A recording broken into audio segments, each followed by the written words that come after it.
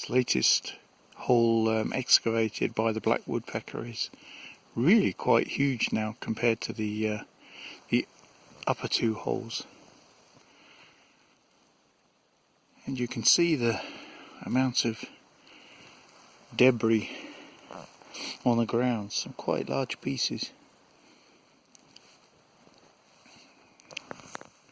And to give you some sort of scale of the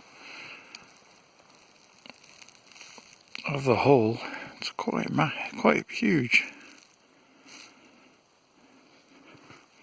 See if I can get a closer look inside.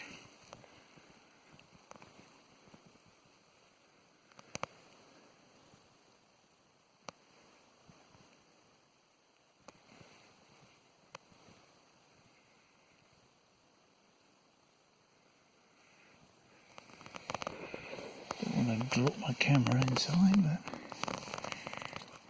it is